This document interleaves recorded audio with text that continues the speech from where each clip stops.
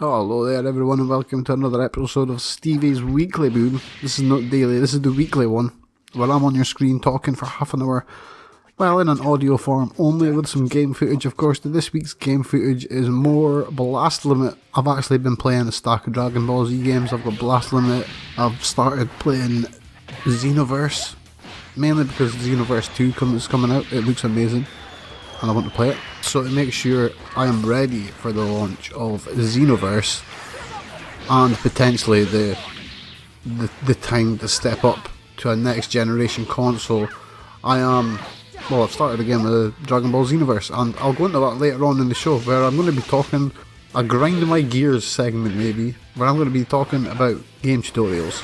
These things just hack me off, so I'm going to get into that later on. First of all, I'm going to do my weekly Dragon Ball 51 prediction segment. Now, of course, if you want to listen to a review or watch a review of Dragon Ball Super episode 50, which aired last night in Japan, there are plenty of people that review it. I recommend going to watch Geekdom's channel.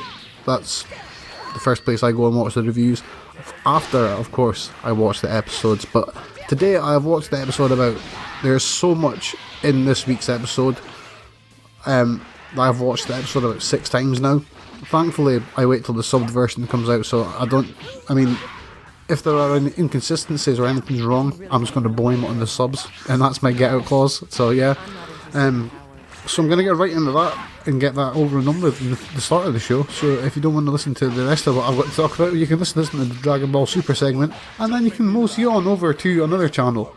Probably one of the ones I've mentioned earlier, but that's cool, because that's what the internet's about. Move about, discover things, and all that sort of stuff. Right now, Dragon Ball Super episode 50. Now, I have got 13, I think I've got about 13 facts. There may be more than that I've actually got listed here. I'm going to go down the facts one by one, because before I get to the predictions, we've got to look at facts. We've got to break down facts from this episode, digest them, see what they mean, and then have a look at the context they're all in and see where things could be going in the next episode. So I'm not predicting the whole arc, I'm just trying to predict what's going to happen maybe in the next episode, and maybe happen in the next few episodes, you know what I mean? I'm hoping, personally, that it happens over a lot of episodes. I hope it's a really long, drawn out story arc. Episodic storytelling is something I really like, so I'm a fan of it. I hope to keep it going that way. This is what my prediction is based around, is if I was booking this show, I would kind of do this to try and ease us in a little bit more into the storyline without getting us too invested and giving away too much of what's happening. So, I'm just faffing here. Let's get down to facts. You can make up... I'm going to call it as 13. There may be more, there may be less. I'm going to count it afterwards. I'm sure there's 13. Some of them may be redundant, which we'll find out. So, number 1. The ring that Goku Black wears is Kaioshin property. Now, Kaioshins are obviously Supreme Kais. He should not have that unless he is a Kaioshin, as we said, a Supreme Kai. This was pointed out to us by Beerus and Whis. Well, more Whis than anyone else, who spotted the ring on his hand straight away.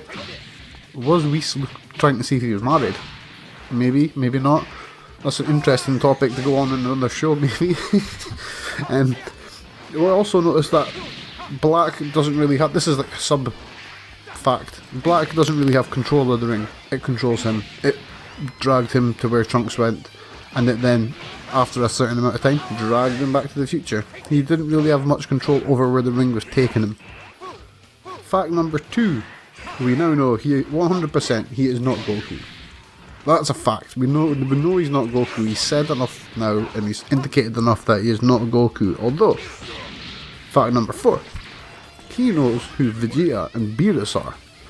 Which, to me, this leads me to what I'm going to call fact number 5. He has the memories of Goku. And the strange thing is, he obviously doesn't have the memories of Goku as what we would think of. He has the future, the past, the future timeline memories of Goku where he died of the heart virus. Not really achieving Super Saiyan 3, not ever maybe achieving ascending Super Saiyan 2. definitely not becoming a god level Super Saiyan and all that sort of stuff. So that could be interesting, and maybe why the Goku Black doesn't already have Super Saiyan abilities, even though he is Goku, which is something to ponder. And on to fact number 6, are we on? Am I getting my numbers right? I don't know, it's quite late on Sunday. He gets stronger and absorbs abilities the more people use them on him. I don't know if he's using this as a trap, kind of, like he's fighting Goku, he's been wanting to find Goku to use this trap. It seemed very strange that he indicated that he had absorbed like the skill after, like the time ring pulls him through Back to the Future, and he says there that he can now feel the power of what it feels like to be a Super Saiyan, which indicates to me that he's never felt that power. Now he has felt the power, kind of like how when Goku tapped into the God Key, he could then use Super Saiyan God Super Saiyan. It's kind of the same thing, which could indicate that, well, I'll get to that soon, never mind that. So fact number 7, Beerus says his key is strange. Now, to me, that stood out, so it was pointed out to be different. It's like, his key is not just strange, he said something else as well, I can't remember it off the top of my head. I'm just reading this off my notes, by the way. If I wrote down everything that happened here, we would be here all night. But yeah, Beerus said the guy was giving off a very strange aura to him. Now, for someone like Beerus to think something strange, that is a little odd. That must be something. So, I mean, I think maybe Beerus and Whis know who this is, and they're just not letting on. Or they maybe kind of know who it is, and they don't know whether they should speak up in this situation or not, because it could be quite bad for them if they do. So, Black commented as soon as he seen the time machine. As soon as he heard the phrase time machine, he was like, whoa, what? Time machine? That's the time machine? And then he destroyed it. It seemed like more than killing Trunks, more than killing Goku, more than doing anything, before he got sucked back in time, he wanted to stop Trunks coming back. And he destroyed the time machine. And he didn't know that was the time machine till then. That was just an interesting fact there. I don't think that would count. So let's count the next one as he lost but he was happy, as he now knows the Super Saiyan power and he can be more perfect, which again plays into the one I was speaking to before, which kind of tells us that he's got the ability to absorb the power of the people he's fighting. It's a scary prospect. On to more facts. So that first block of facts, they were all the, say, black related facts? Black facts? Is that even... that sounds so bad. But we're obviously talking about Dragonball Super here, people, so take it in context. More facts. Number 9. Did we say 9? See, there's so much of these, and it's my handwriting, it's not the best. Number 9. The time machine hope lives. Just when everyone thinks all hope is lost, Bulma finds the capsule with the time machine that Cell used to get back to their timeline, and that blew my mind. And that also opened up another thing, which boop boop boop boop boop boop Buu Alert.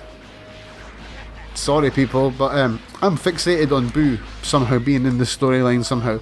And last week there was they made an effort to tell us that Buu had been killed off in the Future Trunks timeline, and how Buu was killed in the Future Trunks timeline. Now, if fan theory is correct, there are other Buus. There are 4 timelines that have potentially been split up now.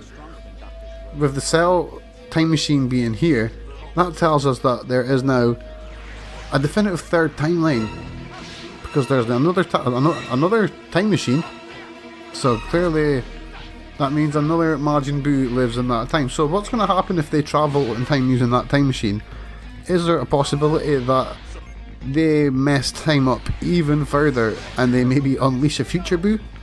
I don't know. It's something I would like. I'm just a massive fan of Buu, and I'm quite happy that there is a glimmer of hope in the many universes of Dragon Ball that Buu survives and is still maybe in his cocoon somewhere, or in an alternate universe thanks to Cell, wreaking havoc on the world with no one to stop him. We will never know. Fact number 10 now. Mai lives. We see Mai is not dead in the future. Goku Black was warped back. He's lying on the ground all happy, then he flies away. No one knows where to, but we see Mai. She's alive, she's not dead. That was just an interesting fact. So that's it. It wasn't 13 facts. What I was talking about, 13, see? Unlucky 13. It was 11 facts we had on mainly Black and just some of the storyline aspects that are going to play into my predictions for the week. Other things we know is that the ring seems to be attracted to or can detect distortions in space-time or time. And that's what maybe... is it possible that that's what attracted Goku Black to Trunks in the first place, because Trunks left a massive mess up in space-time, travelling through time and doing what he did going to the Cell Games and such, travelling into the past to affect the future. Is it possible that Black is doing that sort of thing and he is the ring is attracting him to places where space-time's been messed up and he's just destroying it? One thing we did learn, I think maybe this is a fact number 12, maybe a fact 11B. Beerus does not like time travel. Now, any time that time travel seemed to be in front of Beerus, near him, mentioned, he did not like it. I don't know if it's just because he is not allowed to do it, which could be the case with Beerus, because if he's not allowed to do something and someone else is, he won't be happy. He's the god of destruction, he wants to do it all. I could see Beerus just not liking it because he can't do it. Before I go into my main predictions for next week, episode 51 that is, which will be on Japan next Saturday night, we will be able to watch it. You can watch it live on a stream like anyone else in this side of the world has to do, because we don't have Japanese TV, so you have to find a internet stream somewhere or watch it the next day on the internet. Of course you can buy it on Amazon, but for the meantime we've got to do what we do and we've got to watch it online. It's amazing. But I digress. So, crazy guess, Whis is going to help the gang travel in time, but not directly. He's going to do it by making Goku understand how to use instant transmission to travel to where Black is, because Black is giving off a strange key that's different to anything else. It is super strong. It must be similar to his own key because it's his body.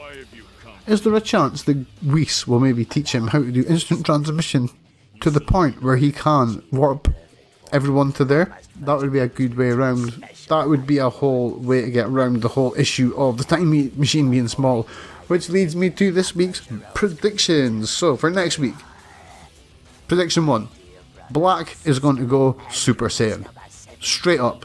Now that he has felt the power of a Super Saiyan, he is going to be able to turn Super Saiyan himself. This is going to be the white Super Saiyan that people have heard about. Now, people that listen to the news and the fans will know that it was talked about, Toriyama talked about how the white...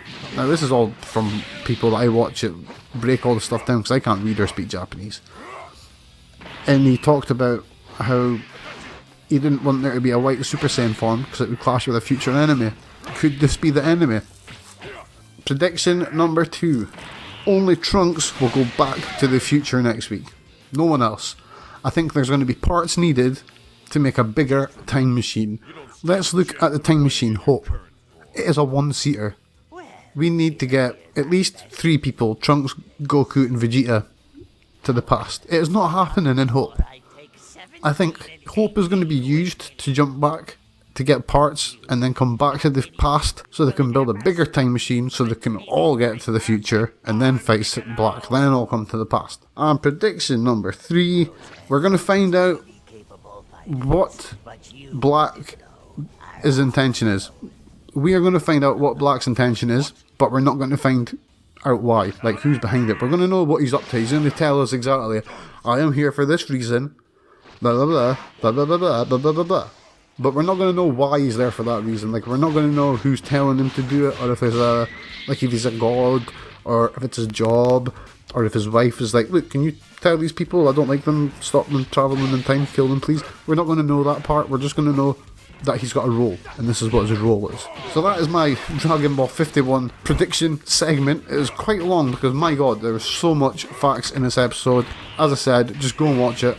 It's really good. Next segment I'm going to be talking about game tutorials. I'm going to be right back in just a second. Before I carry on with the next segment, well done to Wales, a massive well done to Wales. We're going through the semi-finals of the Euro 2016 tournament. guys, that's amazing. I know you're not going to listen to this, but guys, that's amazing. I'm sending out positive vibes, and thanks for the 4-1 odds. That was quite cool. Money was won. It was great. Cheers, lads. Let's hope that you win the whole thing. I'd like to see a British team win the whole Euro 2016. Even better that it's not English. Sorry guys, sorry to all the English listeners. I'm not meaning any offence. It's just banter. Come on lads. I'm putting my thumbs up here and winking because it's all banter. Anyway, next segment. This is more of a grind my gear segment. These things annoy the crap out of me. And like, I don't know. It's never going to change. I can only see things getting worse.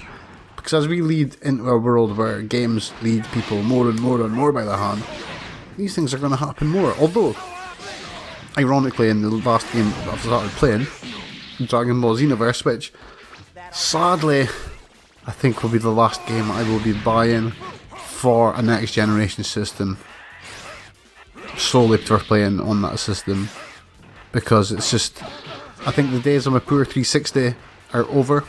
I think it's going to have to be retired soon. It's going to have to be benched because Xenoverse 2 is coming out. That looks amazing. That looks fantastic.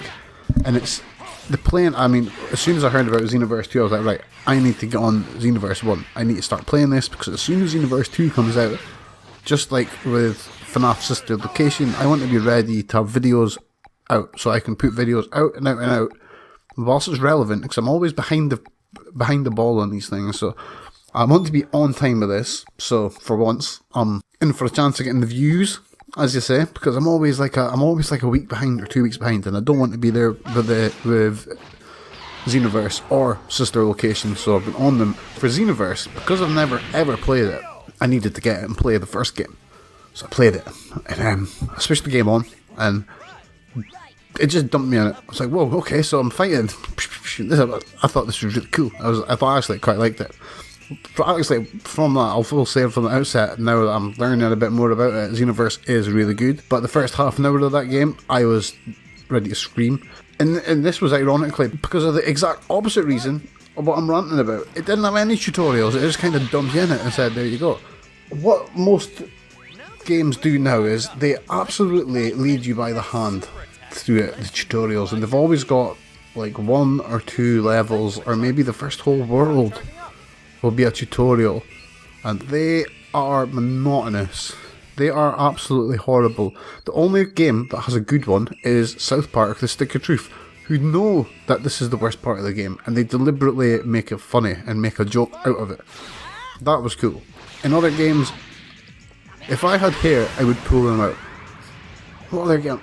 When I think out, just like naming games, Call of Duty, Modern Warfare, they had a good tutorial level, but some of them are just hideous, and there's nowhere to lie. Some games I've got piles of Xbox 360 games, and about half of them I have never even went past the tutorial, because as soon as I turn it on, it's like, man, tutorial.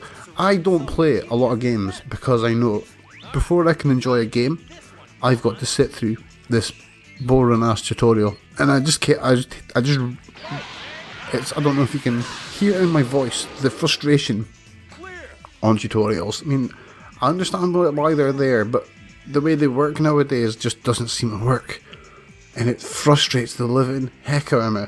I mean, fun fact, did you know level 1-1 of Mario 1 on the on the Nintendo even is classed as a tutorial level? It is built in such a way that the player will learn the mechanics of the game, but in a way that's not in your face.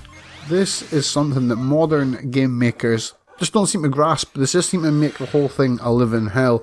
I mean, right here, I've been playing through. I have got into Dragon Ball big time. I've now got all the 360 games, I believe. I think I don't have Rage and Blast 1. The best ones so far are Burst Limit, but again, in these games, the tutorials are just a living nightmare. I would say Burst Limit is good, because it's like a 2D fighting game. And because of that, the tutorials are not, they don't grab you and pull you through the game and force you to do this level in this way. You can pick what ones to do, or you can just jump into the game. Other games, like, let's see, the Final Fantasy 13 is, I have memories of stopping that game after about half an hour, There's a few other RPGs. I think RPGs in general are the worst for this, where the first the first hour is just monotonous. It's just monotonous as hell. They're just like, this is a game. This is an item. It's like, I've played an RPG before. Why don't I have an option in games? It's like, have you played an RPG before? Have you played a game before? Click here. And then you click it and it doesn't treat you like an idiot. It just says, look, here's the buttons, here's the story. That would be amazing. I mean, that would be awesome. That'd be the dream. If that had happened and I could just be dropped into games, have it on screen for the first level, it just showed you the buttons. That'd be so good. I would play so much more games if it was like that. I avoid playing games a lot because of that thought that I'm going to have to spend an hour before I play the game playing through this silly tutorial level that doesn't mean anything to the game, and they don't even... all it gives you is a bit of a lesson on how to play the game, and most of the times I don't want that. With Xenoverse, on the other hand, now, this game's really good and I'm getting really into it, but the first half an hour, I was ready to throw the disc out the window. I was like, what the hell is going on? It drops you in, and then after a while you speak to Trunks, and you're like, yay, Trunks! And then you're on the map, and that's it. You're on a map, and you go run around, and nothing happens, and you run around more, and nothing happens, and you run around more, and nothing happens. And then you go to Google and you type in, why the F can I not find anything to do in Dragon Ball Xenoverse? To which you then find the Google thread of other people that have said the exact same thing. And then they tell you, look, you've got to look really hard and find this one guy who you've got to speak to.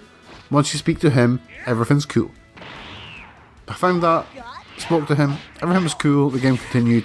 Yes. I just wish I was like, why could they not just drop me into the game? And still, with Xenoverse, what I find is, at times I want to play levels. It's like I just turned the Xbox on, I want to play a level. But it just drops you in, like, to the big world, and you've got to, like, go on an adventure to find Trunks just to do a level. And, like, earlier today, I found Trunks, and he's standing in a little bit of the world. But it wasn't in the bit of the world where he gave out the levels, so he was just saying, hey! And I was like, Trunks, give me a blooming level, I want to do something here, I don't want to do these parallel quests that mean nothing. But I found my way, I got there, and I'm actually really enjoying Xenoverse. I am getting pumped and ready, getting my fingers ready for Xenoverse 2. I don't know whether I get an Xbox One or a PS4 though. That is my only question at the moment, which one to go for. I am unsure, and it's something I need to give thought to, so while I'm giving thought to that, I'm going to continue playing the Xbox 360 experience. I don't think I'm going to buy any more games. I've got Xbox Live and all that stuff, so I've got games, I get the games for free. I've got too much 360 games anyway. I mean, I've barely got room for them, so it's probably a good thing to stop buying them. And I'm going to get used to this Xenoverse, so when Xenoverse 2 comes out, I'm on point. And the game footage, again, that you're seeing today is from Burst Limit, which was me and my friend were around playing it the other day. And yeah, we just got a load of footage recorded, testing it out. I'm going to do some videos with Xenoverse. I know, I'm like years behind with it, but I don't care. This is a game that I'm enjoying. I've got into it. I've got a Namekian character called Mona Aka, after my dog. And that's it. I'm going to enjoy it and play it on the channel. I'm going to go have a sip of water, and I'll be back with my finishing little rant, and we'll close this thing up. That was one refreshing glass of water, aka Bars Coca-Cola. In my opinion, the nicest Coca-Cola on the planet. That's just me though, and that's not a plug, that's just my personal preference. Bars Cola is the business. Anyway, the last segment, I wanted to save it to last because it's about the EU referendum type stuff, and there's only a small percentage of the people in the world that even give a toss about this topic anymore. And quite frankly, the only reason I am going over it a week after is because I think that the UK is in its hangover stage at the moment. I think we've had the stage of time where people were numb to the fact of what had happened. Either way the vote went. If this is, and now we're in the hangover where people are feeling regretful or people are not happy with what happened whilst the vote happened. I think the UK has, and with a lot of help from the media, had a bit of a divide, split down between it deliberately at the moment. It seems that politics itself down in Westminster is trying to work itself. We've got the Tories who are trying to pick a new person that's going to be our Prime Minister, regardless of what we think. And while that's happening, people's attention are being diverted to Corbyn, who is the only real opposition there is. Yet, there's a lot of deception and weirdness happening with Westminster, and it's causing a lot of divides with people. And what I would say to people is, look, ignore the politics, stop listening too much, and just use your head. Think about what sounds logical. Is that right? Is that democratic? Did that happen? And I'm going to leave it on that. If you like what you heard this week, chuck me a like, remember and hit subscribe, and I'll be back on another Stevies Weekly Boom, more Dragonball Super 52 predictions next week.